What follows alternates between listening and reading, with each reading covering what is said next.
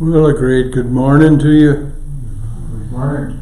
As that wonderful old BBC storyteller Stanley Unwin used to say, "Are you all sitting comfortable, 2 square on your bodies?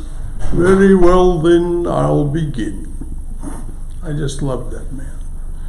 If you ever want to have just a fun romp through the English language and the telling of a wonderful little fairy tale, look up his telling of a story called Happiness Stan.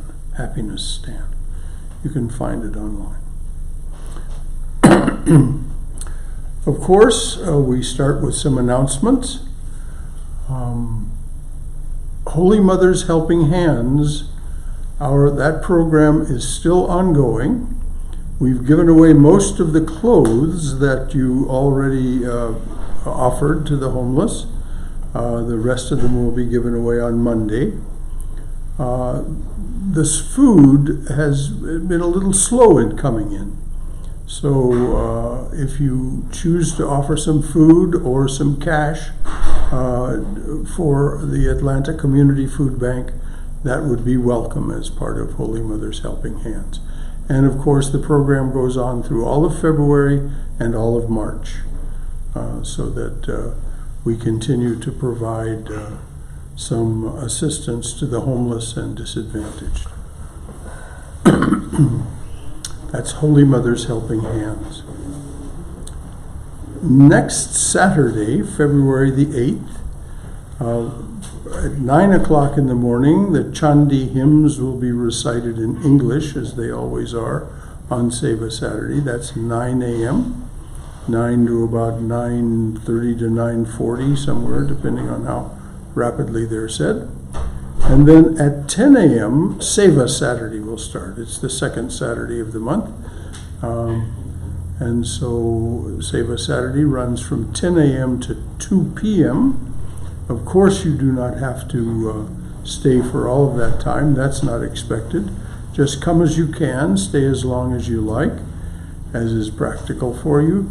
And if you're here at lunchtime, you will be fed a nice lunch. Usually we serve pizza and salads for those people who wish them.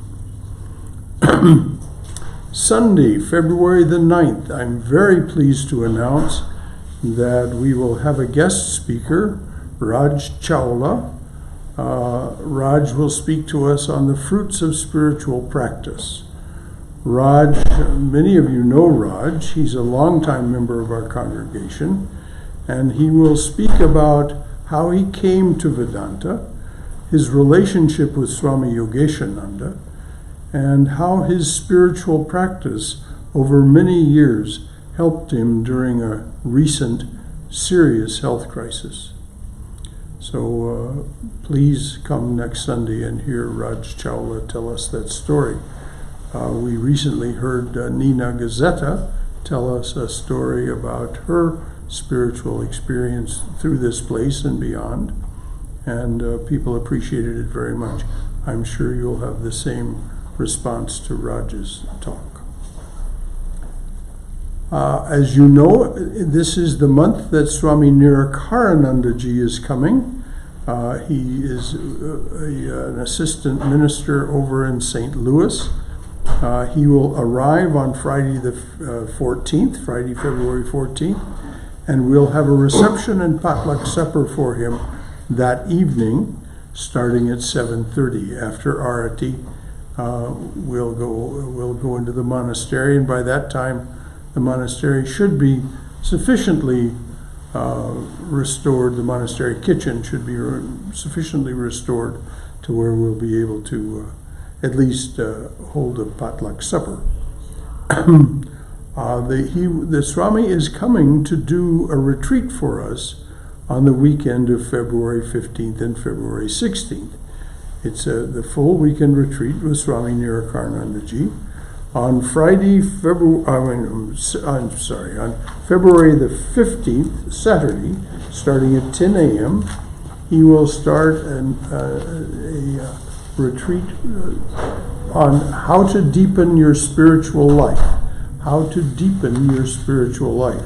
This is based on the 5 stanzas on spiritual practice by Adi Shankaracharya. That will be held here in the chapel.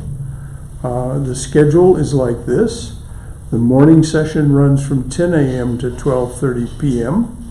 There'll be a lunch break from 12:30 to 2, and then an afternoon session from 2 to 4:30.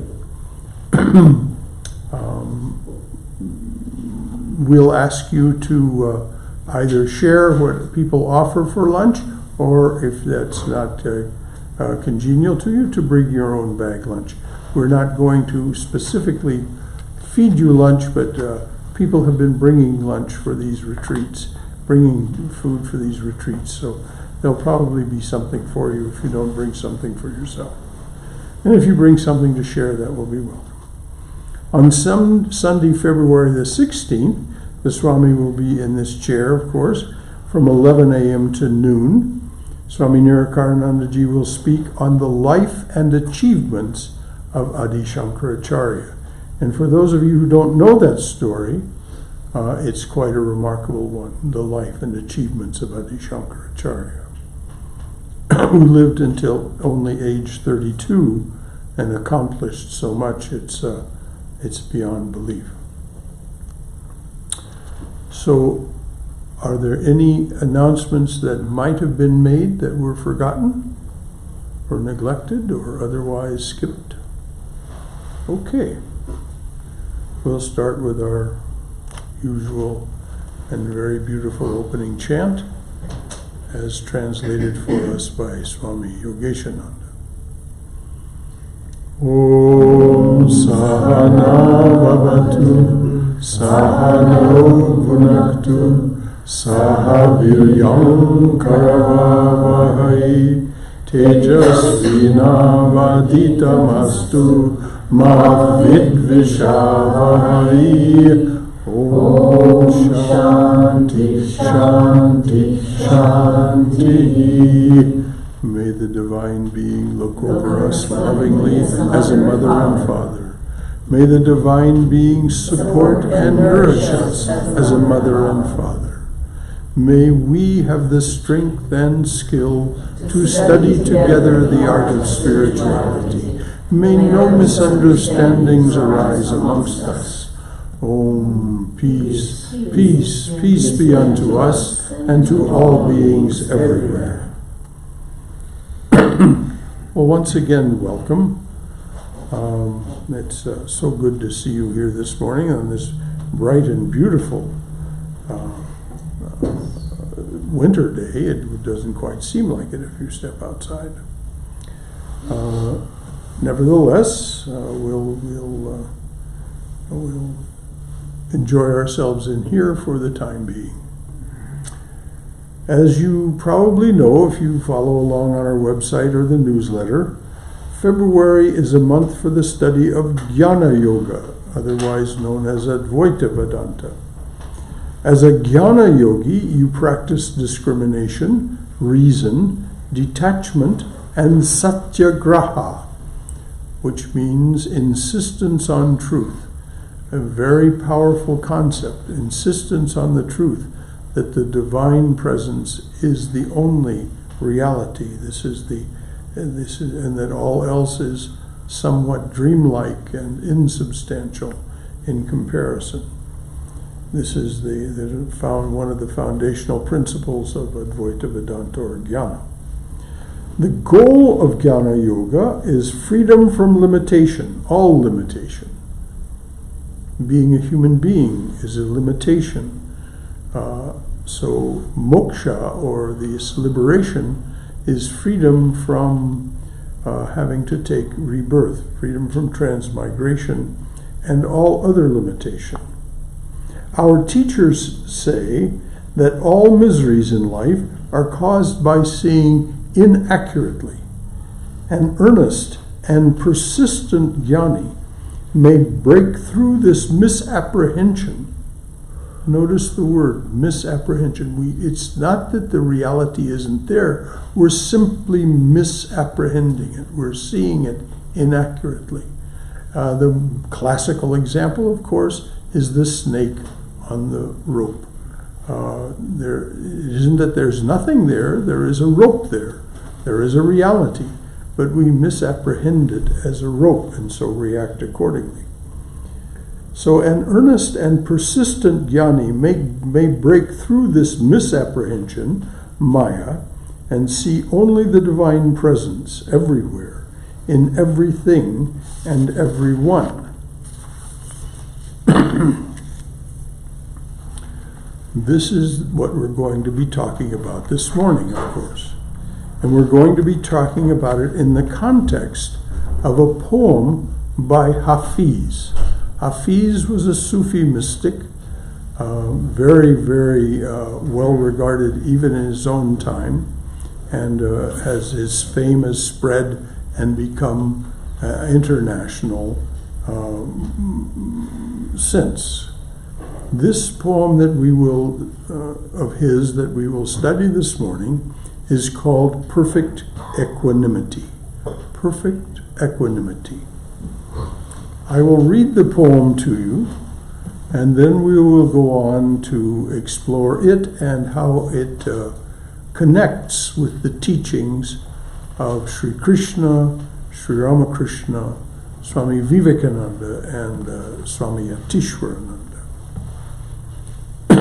So here's the poem.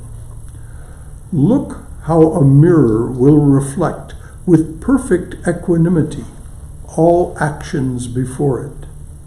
There is no act in this world that will ever cause the mirror to look away. There is no act in this world that will ever make the mirror say no. The mirror, like perfect love, will just keep giving of itself to all before it. How did the mirror ever get like that?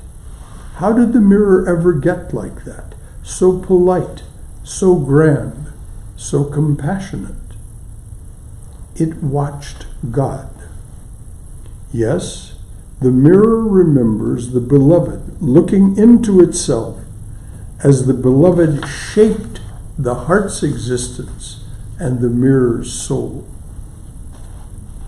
My eye has the nature of God. Hafiz looks upon all with perfect equanimity, as do my words, dear. My poems will never tell you no, because the mirror is not like that. And if God ever hits you with a don't, he has his fingers crossed. He is just fibbing for your own good. I'm going to read those last 4 stanzas again because they're so critical to what we're going to say. My eye has the nature of God. Hafiz looks upon all with perfect equanimity, as do my words, dear. My poems will never tell you no, because the mirror is not like that. And if God ever hits you with a don't, he has his fingers crossed. He is just fibbing for your own good. This morning, we will discuss Hafiz's poem line by line. We'll then tie his ecstatic declaration to the teachings of Sri Krishna, Sri Ramakrishna, Swami Vivekananda, and Swami Yatishwarananda. For those of you who are not familiar with Swami Yatishwarananda, he was in the United States for a time, and during that time became Swami Yogeshananda's guru. Our beloved Swami Yogeshananda's guru is Swami Yatishwarananda. Yatishwarananda returned to India and ended up being a vice president of the order. And so was a very well-regarded Swami. And so we'll hear some of his teachings at the end of this talk today. Now, regarding this poem and how it connects with some of these other teachings I mentioned. In chapter 13 of Bhagavad Gita, Sri Krishna speaks of Hafiz's mirror this way. Of course, he's not directly speaking about Hafiz's mirror. Hafiz lived much later than Krishna. But he's speaking about the idea behind the poem this way. In chapter 13, Sri Krishna speaks of Hafiz's mirror this way. The Supreme Brahman in this body is also known as the witness. It makes all our actions possible, and as it were, sanctions them. It is the infinite being, the Supreme Atman. He who has experienced Brahman directly and knows it to be other than Prakriti and the Gunas will not be reborn. Now, you couldn't tell it by the reading, but in the first stanzas of this poem by Hafiz, the word mirror is not capitalized. When we get to this last bit, my poems will never tell you no, because the mirror is not like that. The mirror is capitalized. And now he's talking about that personal witness, that personal mirror. He's speaking of himself and his poems and the mirror within himself. There's the mirror in the general sense, that is to say, Brahman mirrored in reality as Shakti.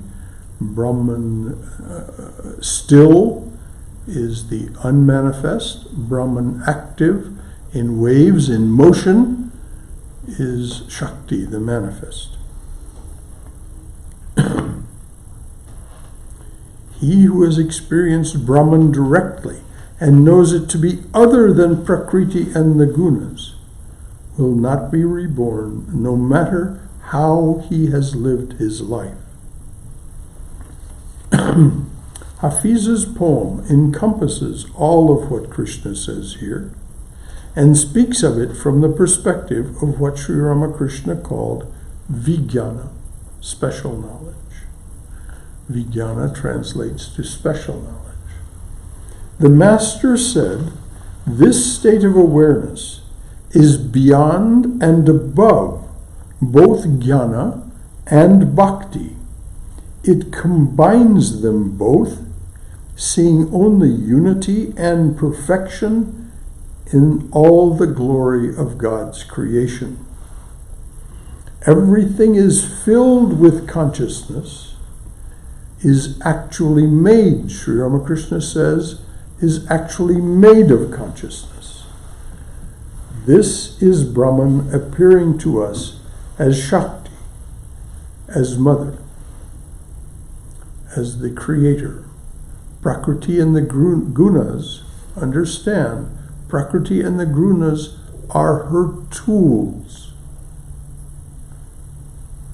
They are not herself. They are not Shakti itself. They are her tools for producing, for manifesting creation. So Brahman appearing to us as Shakti, we see through her tools. But Sri Ramakrishna, doing worship in the Dakshineshwar Kali Chapel, had this experience. Suddenly, he actually saw with his inner eye, but he was awake and in full consciousness, not in samadhi. He saw everything as consciousness and everything made of consciousness.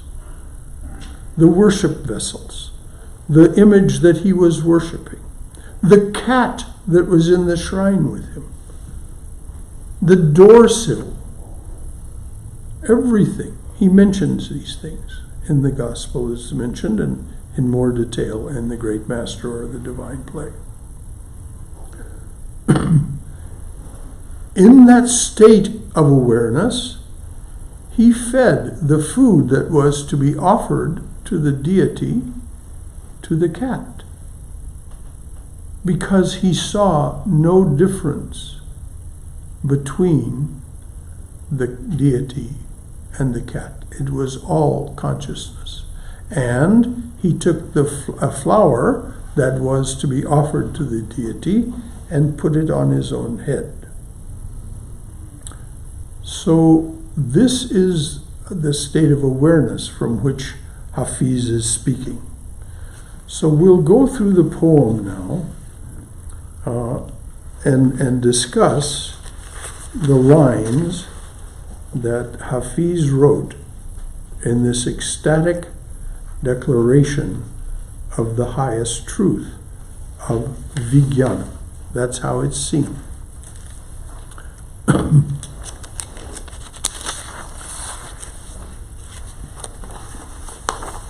Look how a mirror will reflect with perfect equanimity all actions before it. The mirror of perfect awareness, the mirror of samadhi, in understanding. In samadhi, you are no longer a personality. So this mirror is the universal consciousness, the universal awareness. Look how a mirror will reflect with perfect equanimity all actions before it. Krishna speaks of this quality of perfect equanimity in the face of everything in his description of the realized soul, the Sthita Prajna. This nothing, and George Harrison, in his song Jai Shri Guru Deva, says, nothing's going to change my world.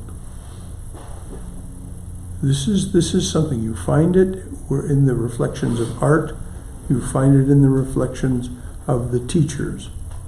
There is no act in this world that will ever cause the mirror to look away.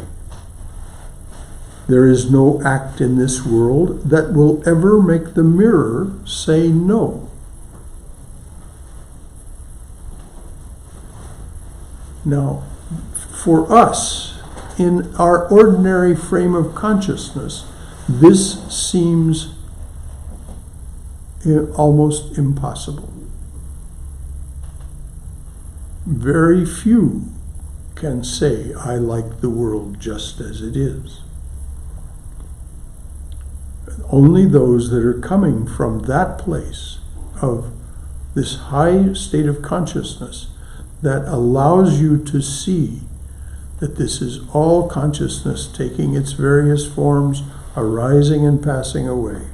There is no act in this world that will ever make the mirror, reminder, we're talking about the universal consciousness, the mirror, like perfect love. What's perfect love? Perfect love is love that does not retreat. It is unconditional love, perfect love. And it's only possible from this deeply spiritual perspective. The mirror, like perfect love, will just keep giving of itself to all before it. Now, this is a real crux in this poem, because now it's not just reflecting, it's giving of itself, supporting, as Krishna said in that part of chapter 13 that I quoted, sanctioning it. Not quite participating, but sanctioning, giving of itself to it. The mirror, like perfect love, will just keep giving of itself to all before it. How did the mirror ever get like that? So polite, so grand, so compassionate. And then these great souls are always humorous. It says God watched itself. it says, it watched God. The mirror, the universal consciousness, watched itself as God, the manifestor, and he says, yes, the mirror remembers the beloved looking into itself as the beloved shaped existence's heart and the mirror's soul. So everything that was to be, everything that was to be what we experience as universe was shaped, including existence's heart, that heart that gives of itself without reservation, and the mirror's soul. And then the second crux in the poem, he begins to speak personally. Now, the last words were the mirror's soul. He now says, my eye has the nature of God, of that mirror's soul. My eye has the nature of God. Hafiz looks upon all with perfect equanimity, as do my words. And then this beautiful salutation to the reader. Hafiz looks upon all with perfect equanimity, as do my words, dear. Now, if you've ever met some of these great swamis who come here, some of them will address us that way, dear. Swami Sridharananda is especially given to that. My dear, he says. And that's who he is addressing. That divinity within. Because all else is just the snake as seen on the rope. My poems will never tell you no, because the mirror, remember, capital M mirror now, the mirror within himself. My poems will never tell you no, because the mirror is not like that. And then the next crux in the poem, he speaks about God's relationship with us so beautifully. And if God ever hits you with a don't, what is a don't? Well, we've all experienced it. We've all had a seriously negative experience that says, don't be that way. Don't do that. We call it karma. We call it karma. Something happens, and as Vivekananda says, there's no effect without a cause. So when we're hit with a don't, it's because we need to learn something. But Hafiz puts it this way, and if God ever hits you with a don't, because God is the manifester of everything, if God ever hits you with a don't, he has his fingers crossed. Does everyone understand the meaning of fingers crossed? It's that I'm not telling you the truth quite when I say this. I don't exactly mean what I'm saying. That's what fingers crossed means. It's such a beautiful, as I said, these great souls often speak to us so humorously. And if God ever hits with you with a don't, he has his fingers crossed. He's just fibbing for your own good. So the don't is for our own good. And what does Holy Mother say about this? Sri Sharada Devi. She says, when you learn, you will see every suffering, every lesson as a blessing. But behind that is your perfection, the universe's perfection, the entire perfection. is behind that don't and the fingers crossed. So remember what the teachers tell us, the Swamis will tell you. When you have a bad experience, don't linger with it. Don't hold on to it. Just let it go. Because now that karma is done and finished with. And there is nothing more to concern yourself about. So when we're hit with a don't, let us remember that behind that is the divinity in all its perfection, and let us, along with Hafiz, look upon this with equanimity. To return to what Krishna said, the Supreme Brahman in this body, this is the small M mirror that he was speaking about. The Supreme Brahman in this body is also known as the witness, which then now we're talking about the personal. Witness in this case is also capitalized. But it says is also, the Supreme Brahman in this body is also known as the witness. It makes all our actions possible and, as it were, sanctions them. It is the infinite being, the Supreme Atman. He who has experienced Brahman directly and knows it to be other than Prakriti and the gunas will not be reborn. Freedom from limitation.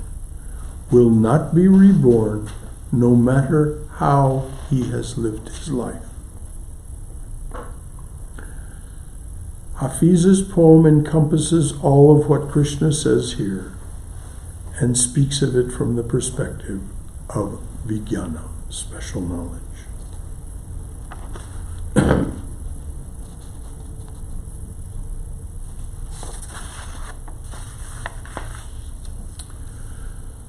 Swami Vivekananda wrote in his Song of the Sannyasin, I said I'd tie this to teachings of Vivekananda. This puts it so succinctly, so clearly, it could behoove us all to memorize this verse of his Song of the Sannyasin. There is but one, the free, the knower, self, without a name, without a form or stain.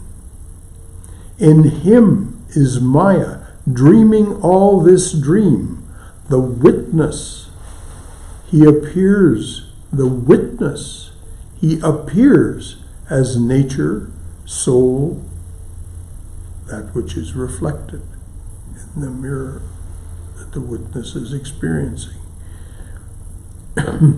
In him is Maya, dreaming all this dream. The witness, he appears as nature, soul. Know thou art that, Sannyasin bold. Say Om Tat Sat Om. And I'll remind you that Sri Krishna says very specifically in the Gita that a sannyasin is not just one who wears the garawa or the white.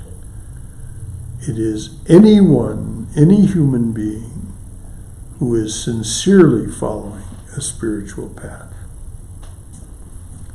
And so now we'll go on to what it means to follow the spiritual path that will lead you to what we've been discussing.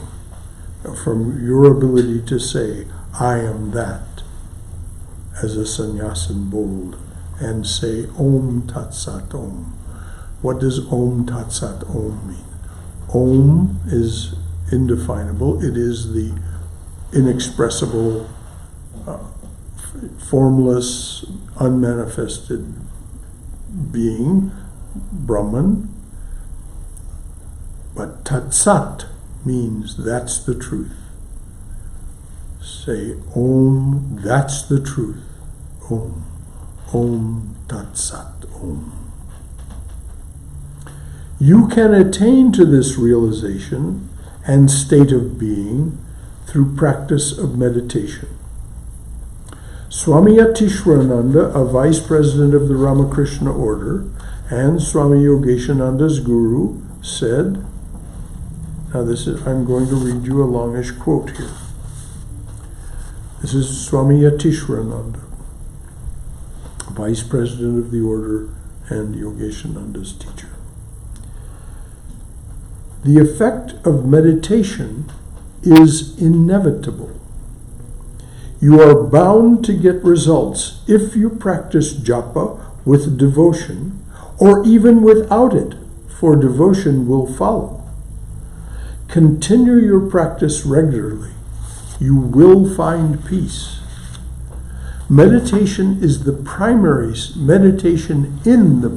stage is like waging a war with the mind. I butchered that, so let me say it again. Meditation in the primary stage is like waging a war with the mind. With effort, the restless mind has to be brought under control and placed at the feet of the Lord. Go slowly, then gradually intensify your effort. Through regular practice, the mind will become steady and meditation will be easier. Just as after a deep sleep, a person feels refreshed in body and mind, so will you feel refreshed after meditation, and there will follow an intense experience of happiness. Yet, unless you meditate, you cannot control the mind. Yet, unless you meditate, you cannot control the mind, and unless the mind is controlled, you cannot meditate. But if you think, first let me control the mind and then I shall meditate, you will never succeed. You must steady your mind and meditate at the same time. And I'm going to have to look for the last page here, so I've got these pages shuffled.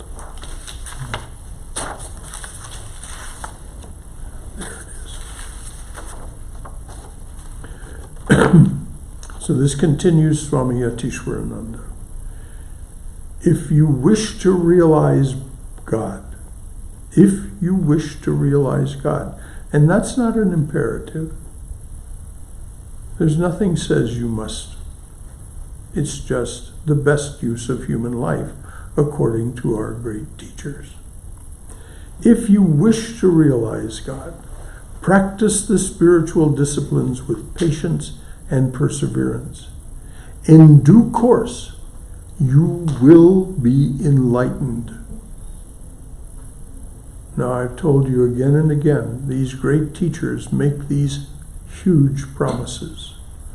They're always conditional on our doing something, but nevertheless, Swami Yatishwarananda says, if you wish to realize God, practice the spiritual disciplines with patience and perseverance. In due course, you will be enlightened.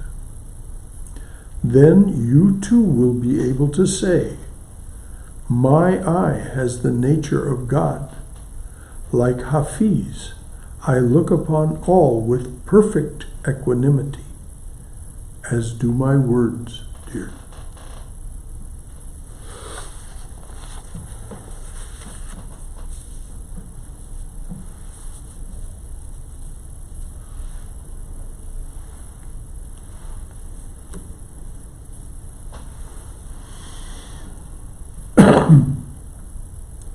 So this month has started with the highest. It is a month for the study of the highest form of spiritual practice.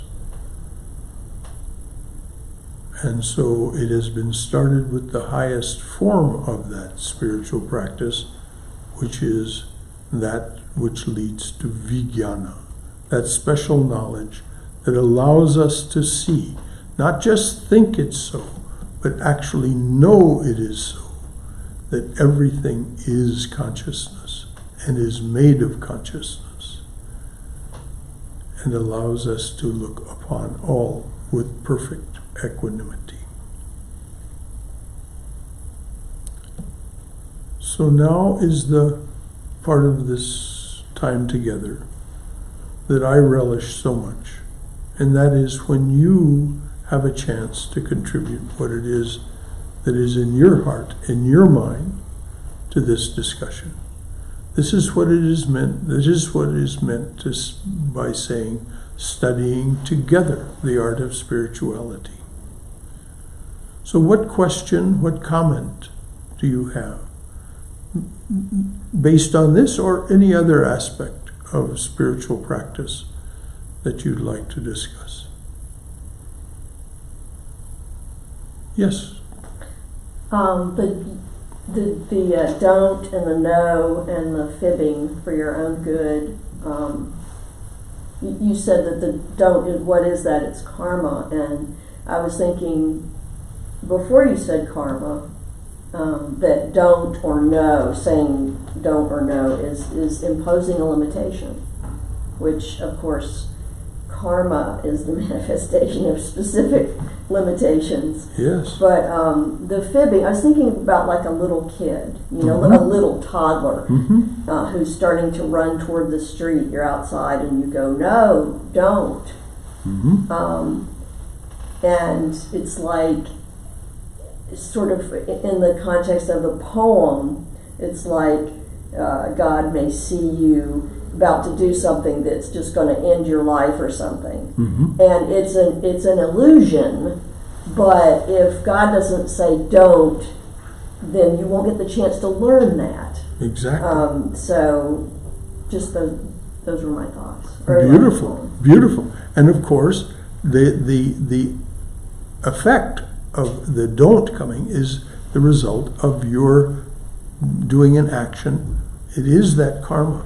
It is the result of your doing an action that is going to lead to something negative for you. The illustration of the child, the toddler running toward the street, perfect. The adult isn't saying you must never be in the street. It's saying, no, you're too little to know yet when you can be in the street. Perfect illustration. Beautiful. Thank you. Yes, that's the don't. Anything more? Anyone else? Hold your hand. Yes, Paul. Thank you for that beautiful talk and explanation of Hafiz's poem. I really enjoyed hearing it. There's part of me that kind of rebels against this idea that that this perfect mirror of such compassion can watch, war crimes or child abuse or there's those sort of things, that holocausts, that how that mirror can watch that with perfect equanimity. There's at some level it's like, no, that ain't right.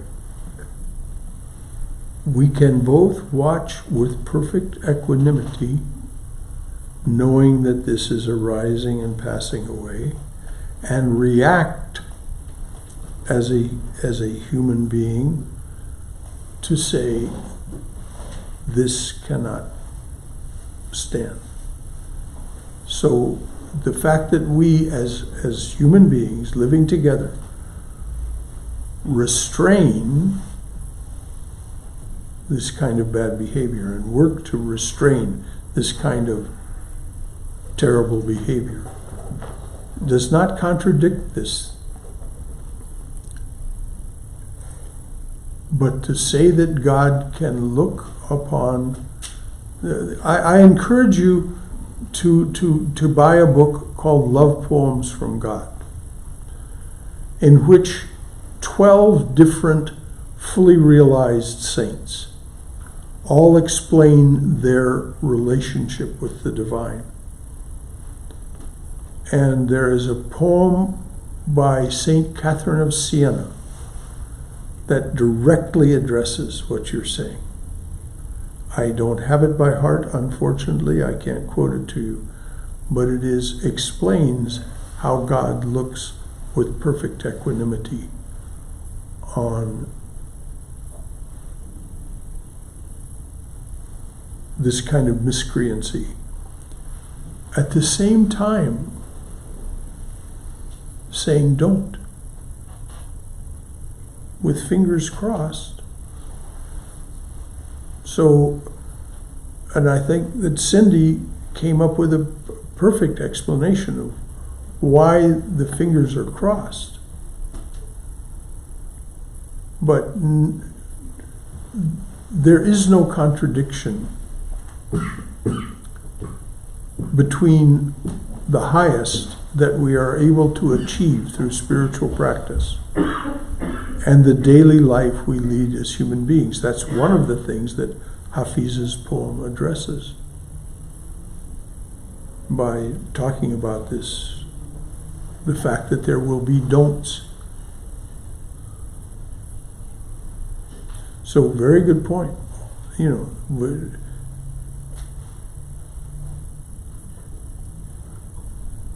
this is a question that arises over and over. How can a merciful God look on these unmerciful acts?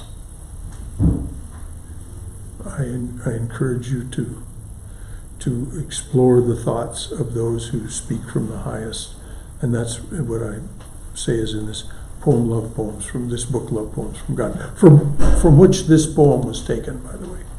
Do we have that in our library? No, we don't have it in the library, and that's a deficit. We should get it for the library, and for that matter, I think we should sell it in the bookshop. So I think we're going to do both those things. But thank you for asking. Thank you. Anybody else? It reminds me a couple of things. One is, Ramakrishna talks about in terms of free will. And he says, for a calf, the free will, they have a small child, that's why it can roam only a certain place. Whereas an adult cow can go freely without any problem. Mm-hmm. In the same way, the God is going to tell, how far you can go with your free will or whatever it is, that abstraction that puts you there. Mm-hmm. And the second thing is, that's exactly it's not cross finger, but it is more or less in the same way. This is an abstraction that puts it, God, lets you go how far you can go with it. Until you hit a don't. Yes, exactly. And the other thing is, regarding the love, last week Harinamananda was telling that a gentleman who shot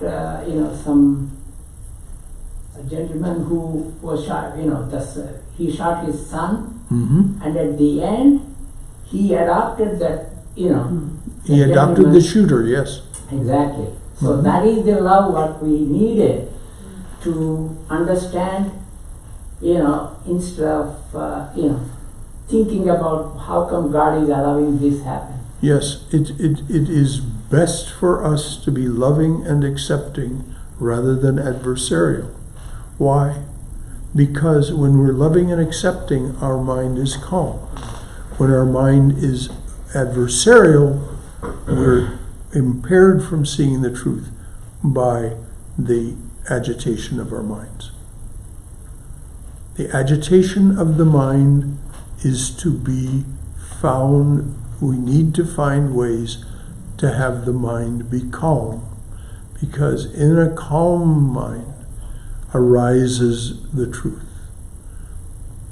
And it arises spontaneously, as as Swami Vivekananda says, to achieve a calm mind, you must uncover, you must discover the truth.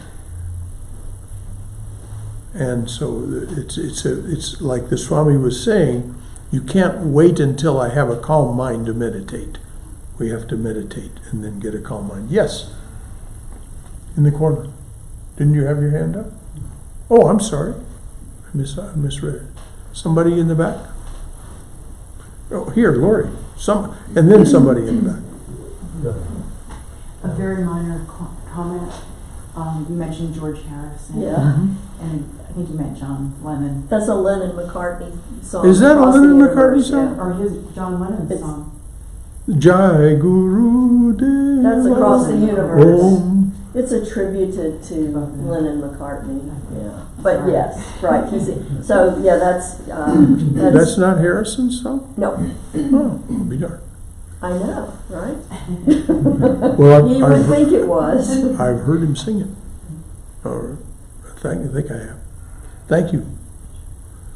Can somebody sing it so at least we could listen? Well, I don't know I if don't I have the could. words in front. I actually sang it last month at Linda's place.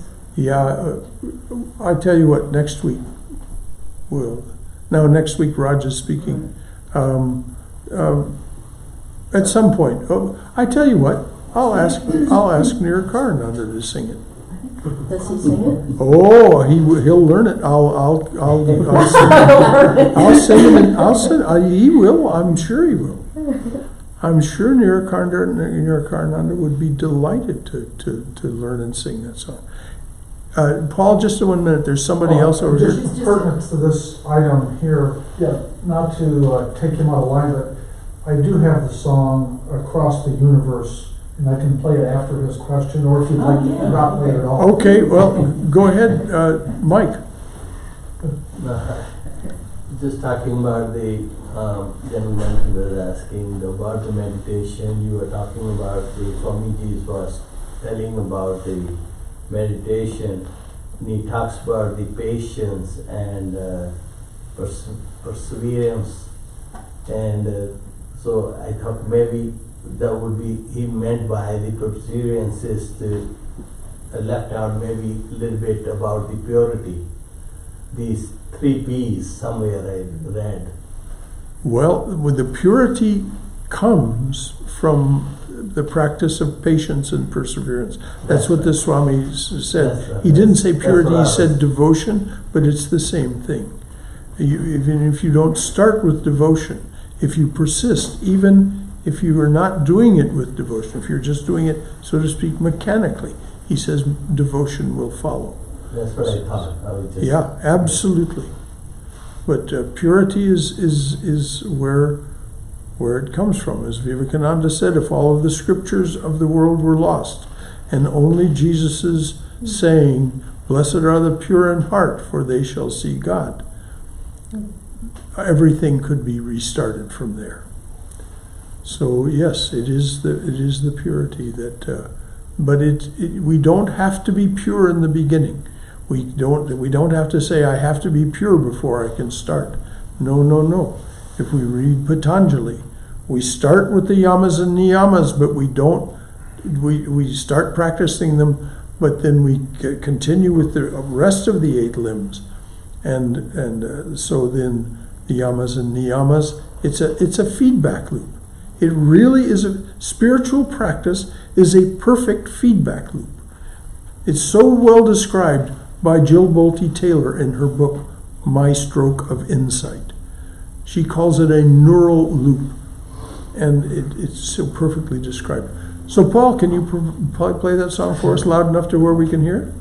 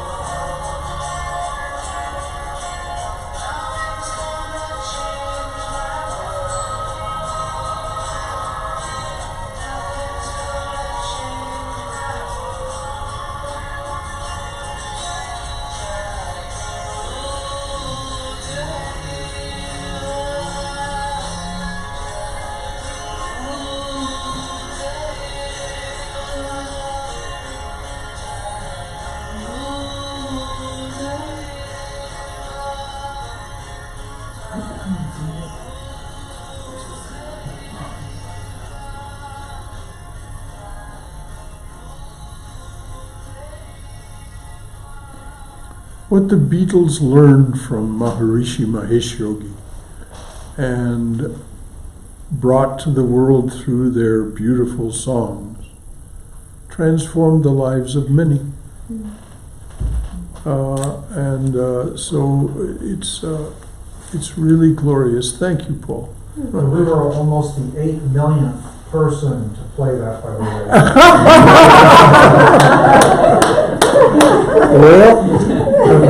Well, that's a pretty good number. The Beatles. It's a pretty good number, but out of 7 billion, it ain't much. Out of 1,000, one will seek me. Yes, Lori. Just a comment. Nothing's going to change my world. It's equanimity. Mhm. Yes, Yeah, exactly. Yes. That's exactly it. That's why I brought it up. Yeah, that's why it was brought up in the first place. Nothing's going to change my perfect equanimity. Thank you. Yes, Cindy. Just to address what Paul was talking about, the mirror watching, just the horrible things that go on in the world, and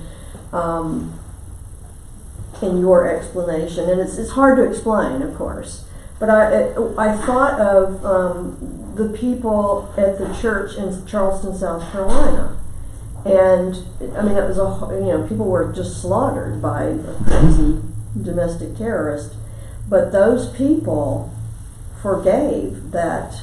Yes. And it wasn't, there was nothing false or pretentious about it. It was real. Mm-hmm. When you heard those people speak after they lost, their loved ones, those people were very special. They were those, blessed are the pure in heart, for they shall see God. Because you can't have that kind of forgiveness and love that Jesus talks about unless you have that connection and that their practice. What is their practice? To allow them to do that. And so there's always that opportunity. Yes. There's always that opportunity, and people who have no spiritual practice, of course, they have no resource. They have nothing to go to. Exactly. Yeah. And so lead lives of quiet desperation. or noisy desperation. Or noisy desperation. Yes, in the back. In the back? No, that just had opened. No, I think someone behind you had their hand up, or no?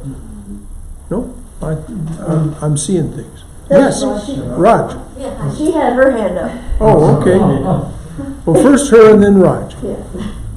Okay, so the forgiveness thing, isn't that kind of a contradiction? Because if someone does something wrong, isn't it your duty to bring it to the attention that it's wrong, and when you forgive, not so much that you should be angry but you have to have some stand where you make a point that that's wrong, Well, this person in North Carolina that she spoke of, South Carolina. what was it? South Carolina. South Charleston, Carolina. yeah. Charleston, South Carolina. They were brought to justice. But that didn't stop those who were most deeply and personally affected from forgiving that person. So yes, we do both. Yeah. As a society, we restrain and even punish the inappropriate antisocial behavior. But that doesn't mean that there shouldn't be forgiveness. As there's a beautiful little Christian phrase: hate the sin, love the sinner. Why? Because the sinner is that divine presence. Though they have done something that is not possible for us to endure, nevertheless, they are still the divine person, which is the whole heart and soul of the two great social movements that transformed societies, Gandhi's and Martin Luther King's. They practiced satyagraha. the truth that the divine being exists even in my horrible oppressor, someone who will kill me, torture me, imprison me. As we know, that happened in India, without any doubt, it's all there. And it happened to black people here in the United States. And so both of those movements practice that truth, that the divine presence is the essence of human beings, even if they are acting wrongly. And we can always keep in mind what Vivekananda said in one of his lectures he delivered in London, that's in the book Jnana Yoga. He said, you cannot have, as he was talking about Maya, he was defining Maya. He said, you cannot have manifestation with only light. There will be light and darkness. There cannot be manifestation without that polarity, without that duality. And so that darkness is going to have its way. Raj. The way I interpret that reflection of the mirror, until you get the understanding about the Brahman and Prakriti, self-realization, then you are able to see that in a equinate sense, in the sense that nothing, becoming imperfect or perfect. Otherwise, you will be seeing all the time perfect and imperfect. All the time you're feeling like, oh, I saw this and it doesn't seem to be right, or change, because until you realize, it's just like how you said that, hate the sin but not the sinner. In the sense like that, your realization comes, and then that realization also reflects the other person who happens to doing wrong, can realize that, wait a minute, I did do wrong. With your action, which you forgive, I'm pretty sure that touches the other person's soul to extent. There are plenty of examples of this. Another that can be brought up is Pope John Paul II. If you remember, there was an assassination attempt. Someone of Bulgarian heritage shot him. And the Pope, after he recovered, went to see this man in prison, and not only forgave him, but manifested his love toward him. He embodied this love the sinner, love the perpetrator. And it was transformative for that man's life. There are examples in the life of Father Thomas Keating also of doing this kind of thing. And he in the last months of his life, that great teacher, Thomas Keating, he's the one, for those of you who don't know, who brought centering prayer back into the Christian conversation. It was a 4th century desert fathers and mothers practice. He brought back the centering prayer into the conversation. In the last few months of his life, he said, when you truly trust God, you don't have a care in the world. In other words, you abide in perfect equanimity when you truly trust God. So this is as was said at the very beginning, the outset of this talk, this is the highest. But we must never compromise that ideal in our thoughts. We can say, yes, all of this is also in its lesser truth, something that exists.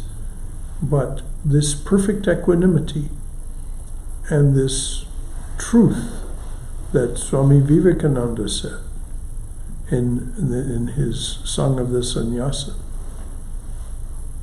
Om Tat Sat Om, that is the truth. Yes, Sundar. I got reminded when you mentioned about Swami Yatishwaranandaji Maharaj and his saying, like, you cannot wait until your mind becomes calm and then you start to meditate. Mm-hmm. So I got reminded of his book, Meditation and Spiritual Life. That's a wonderful book Mm-hmm. for whoever is very serious about it. So I thought I can just mention all that. Yes, there is the book.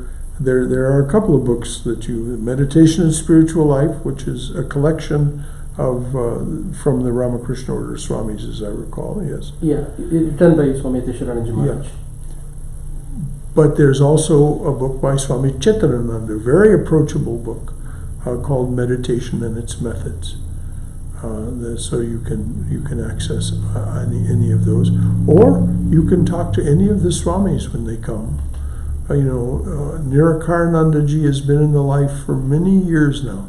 So if you have any questions, I'm sure that he will be happy to answer them either in the session itself when you're with him, or if you wish to have a private time with him, I'm sure that'll be arrangeable. So, and then, as the year goes on, many of the other great Swamis will be here also. I'm working on that this month. Anything else? All right. As those of you who got the newsletter and read the newsletter know, our kitchen is an absolute ruin in terms of functionality right now. There simply is no ability to host you for our usual snacks and so on. So be patient with us. It'll be another week or two before we're back to our normal functionality in the kitchen. When a kitchen is remodeled, they have to take all the old kitchen out, and so they're just there's a few appliances sitting around, but no functionality really. So I can't invite you in as we normally do. So let me just, any of you want to come in and talk and sit around in the living room and the library and talk for a bit, you're welcome to, and we can heat up some water for tea and maybe even make some coffee, but certainly not what we're used to. So let me just close with this beautiful wish expressed in this beautiful ancient prayer for peace, that this peace and equanimity will be with us all. Let there be peace in outer space. Let there be peace in outer space. Let there be peace in the sky, on the earth, and in the waters. Let there be peace in the sky, on the earth, and in the waters. Let there be peace in the herbs, the plants, and the trees. Let there be peace in the herbs, the plants, and the trees. May the gods be peaceful. May the gods be peaceful. May the whole universe be pervaded by peace. May the whole universe be pervaded by peace. Let this infinite universal peace prevail throughout my being. Let this infinite universal peace prevail throughout my being. Om Shanti, Shanti, Shanti. Om peace, peace, peace be unto us and to all beings everywhere. Thanks again for coming this morning. This was absolutely wonderful. It's so good to have you here and exchange like this. So, as I said, it's dusty in the monastery because try as you might, you can't keep this demolition dust completely under control. So please be aware if you come in the library and sit around and have some tea or whatever, that there will be dust.